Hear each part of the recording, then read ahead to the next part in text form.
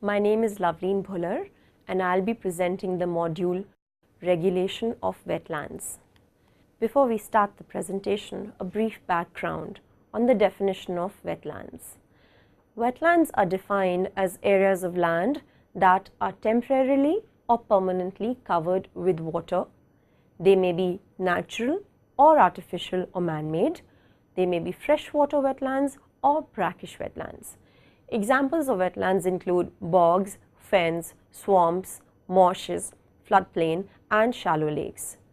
Wetlands perform very important functions, and these include flood and erosion control, water purification and shoreline stabilization.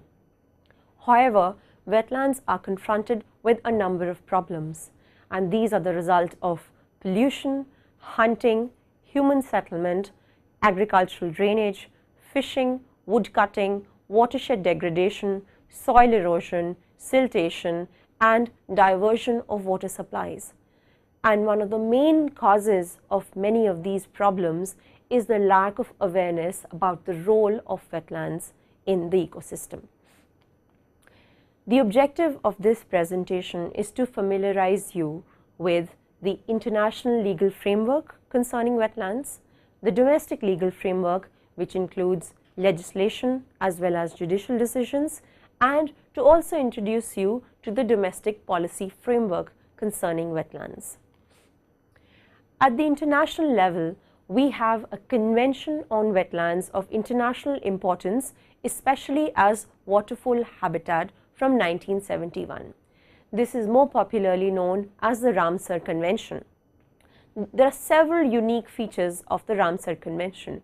Firstly, it is the only multilateral environmental agreement for a specific ecosystem, a habitat type, wetlands, rather than a species. The other important feature of the Ramsar Convention is that the call for the convention was not made by countries in the first instance, but rather by a group of non-governmental organizations which comprised the International Union for the Conservation of Nature and Natural Resources, also known as the IUCN, the International Waterfowl and Wetlands Research Bureau or the IWRB, and an NGO known as BirdLife International. The third interesting feature of the Ramsar Convention is that it is not affiliated with the United Nations system of multilateral environmental agreements, which comprises of other conventions like the Convention on Biological Diversity, the United Nations Framework Convention on Climate Change, etc. The primary objective of the Ramsar Convention is to conserve and to enhance wetlands. It has 163 parties, all of which have a National Ramsar Committee. The Ramsar Convention protects at least 2,000 sites, which comprise a total surface area of several hectares. Now, under the convention, a number of criteria, guidance and guidelines have been adopted from time to time to interpret the text of the convention as well as to facilitate its implementation. An implementation review of the convention takes place every 3 years at the conference of the parties to the convention, and the last COP, COP 11, took place in Bucharest in July 2012. The definition of the wetlands under the conventions is important to understand.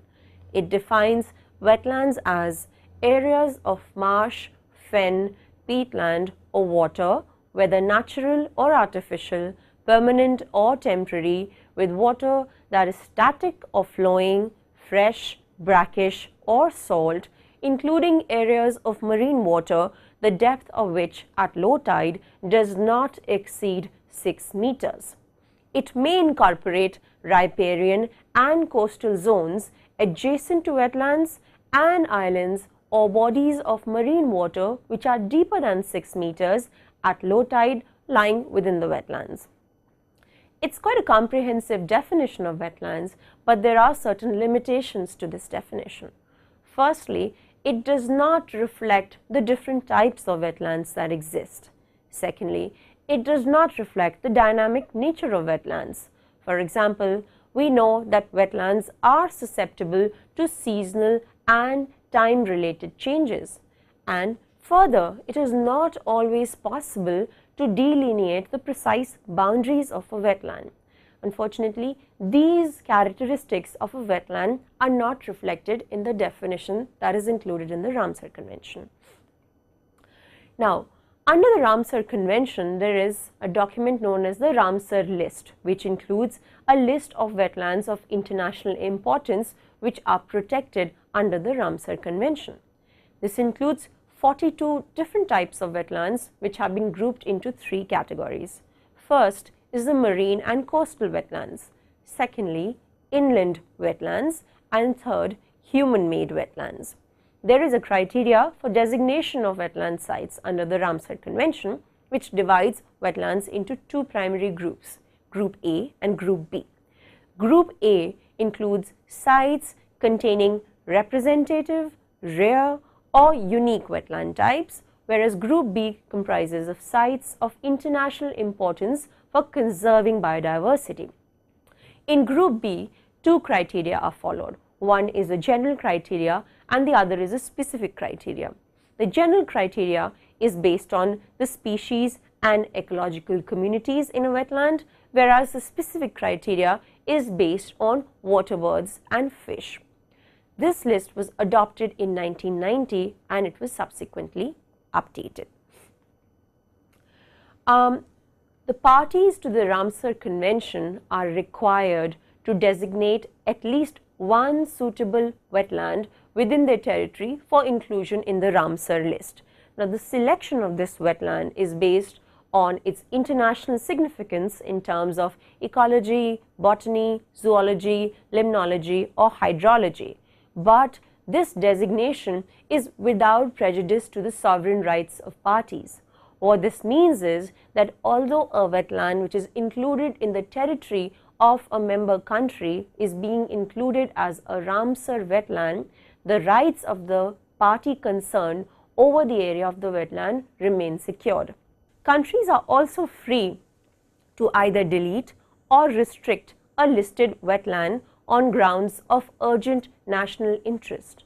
But where this is done, it is required that they compensate for any loss of wetland resources, for example, by establishing additional natural reserves. Parties are also required to take into consideration their international responsibilities for the conservation, management, and use of migratory stocks of waterfowl.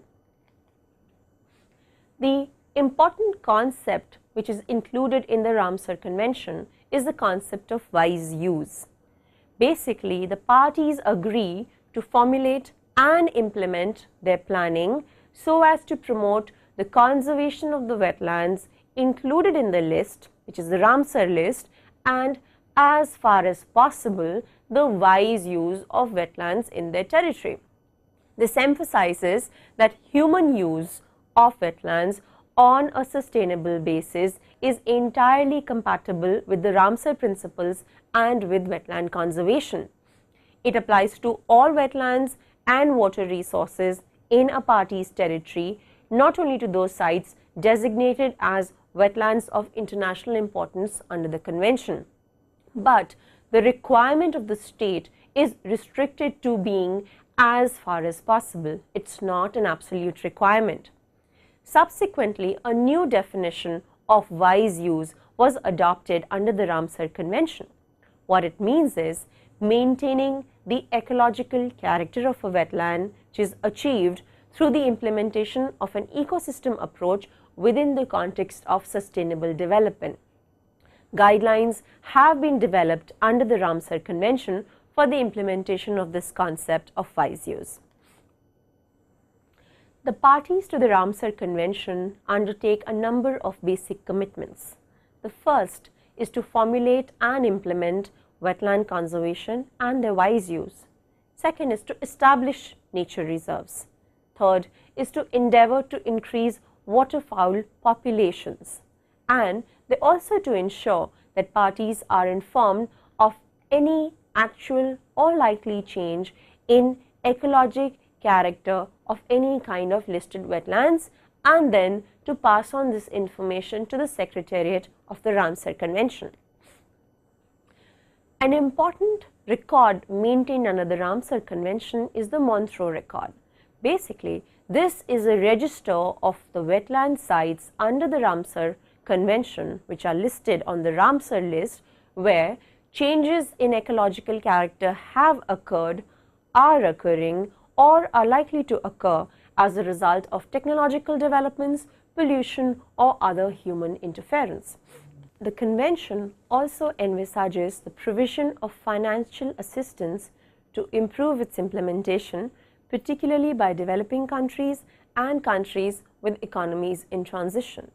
This is known as the Ramsar Small Grants Fund for Wetland Conservation and Wise Use, which was earlier known as the Wetland Conservation Fund.